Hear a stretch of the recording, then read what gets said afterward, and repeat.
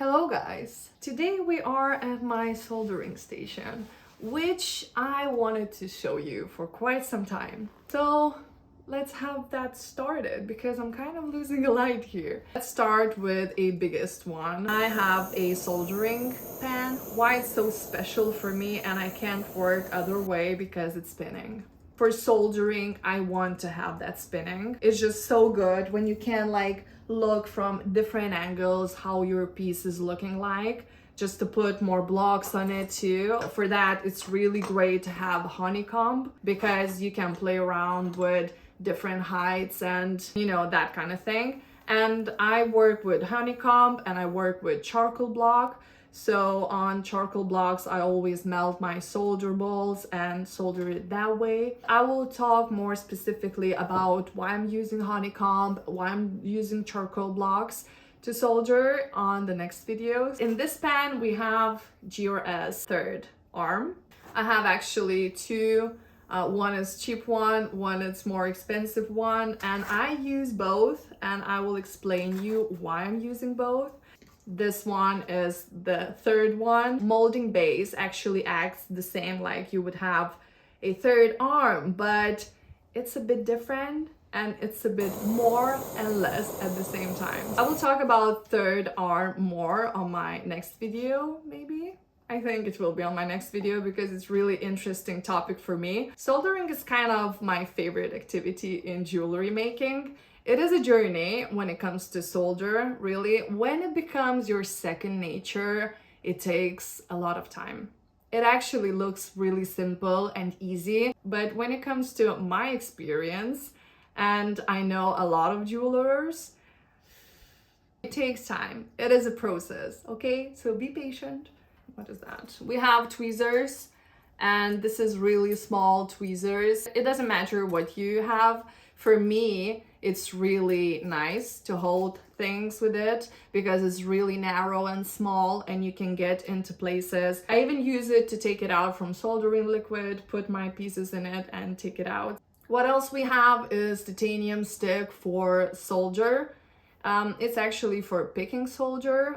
It's useful when you create solder ball from silver solder. It has a sharp tip on the top that makes really easy to work with that solder and put that on the piece because you want that ball would be barely touching that tip. It's really good one. When it comes to metal, when you're soldering, I have even titanium tweezers here, which is so much better to cope with the heat when it's coming to the metal because it's like a heat sink.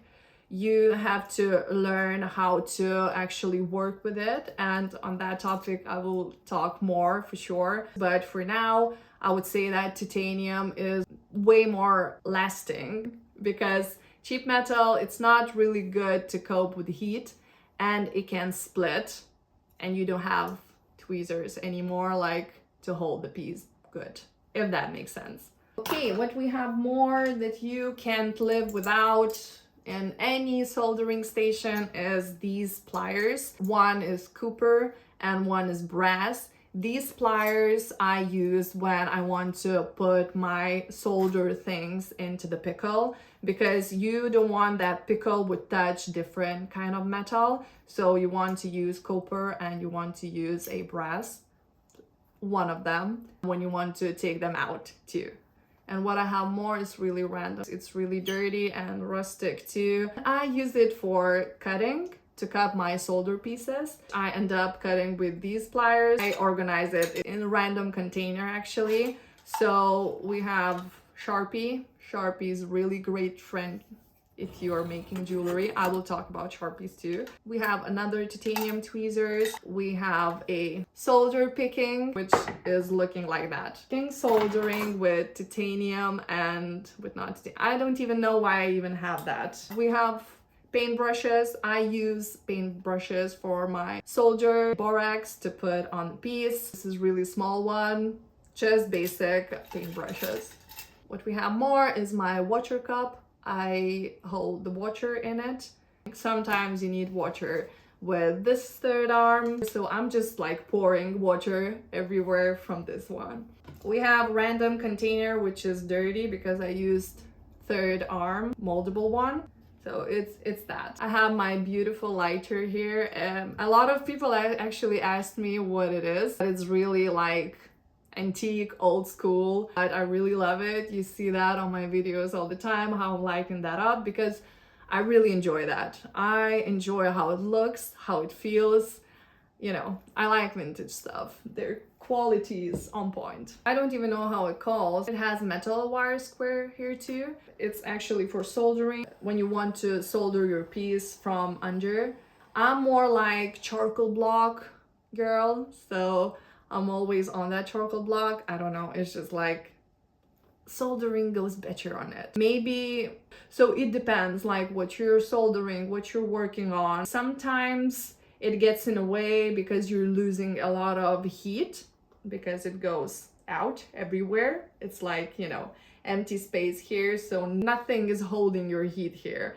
You have to, you know, play around with it more. What I can tell you about tools, especially when it comes to jewelry making, you have to learn how to use it. You have to work on it, you know? You have to have that experience on that tool just to fluently work with it. Even for example, when I got GRS third arm, it was such a huge struggle for me. I was seeing videos how the third arm is like helping you to hold the piece, and these ones are like really perfect ones. It twists all the way. The head is twisting, all that body's twisting. Kind of struggle I got with that. It's really big heat sink. On that space where it's holding the piece, you have cold plates. So you have to work on it just to understand how much you have to put that heat on those tweezers, on your piece. Now I'm like, how I could even work without it? You know,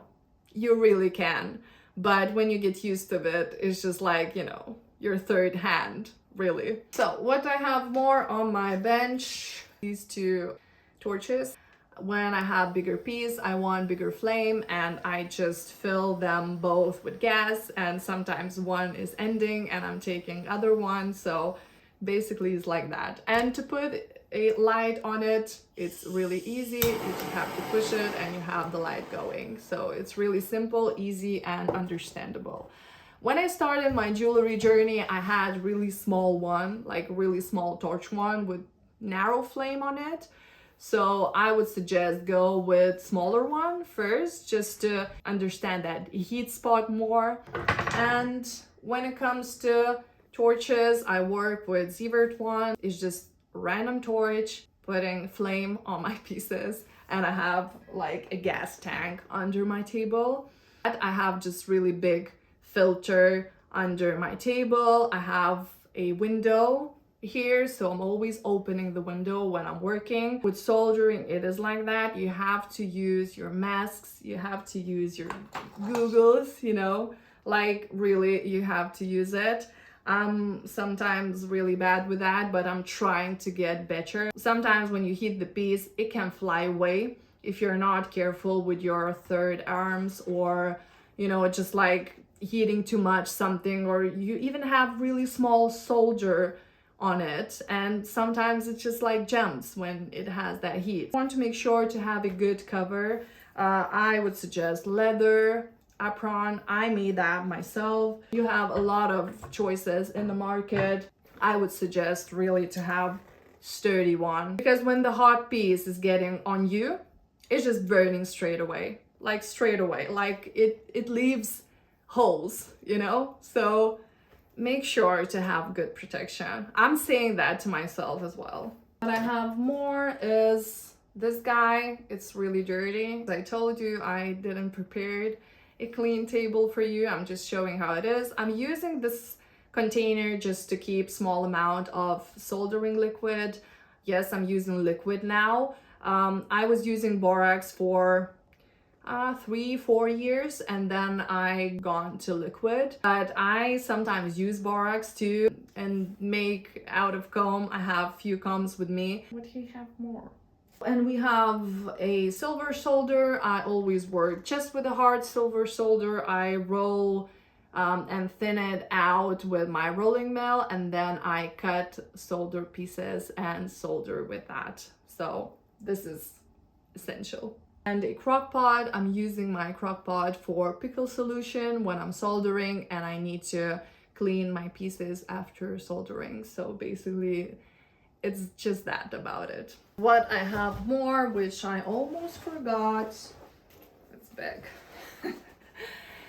You have to have something, you know, to soak all the liquids when you take your pieces out of your washer. You can use a towel, but when I'm working with a rolling mill, you have to make sure that your piece is not wet anymore. You can't put any small amount of water on your rolling mill, so that's why I'm making sure with this one that I'm like really soaking that water out of that piece I'm rolling out. All right, I think we are done here. Maybe I haven't mentioned something, but then it wasn't on my table and maybe that part wasn't important that much. I will make more parts of soldering for sure because it's really deep topic to talk about, and I hope you like it, and I will see you in my next one.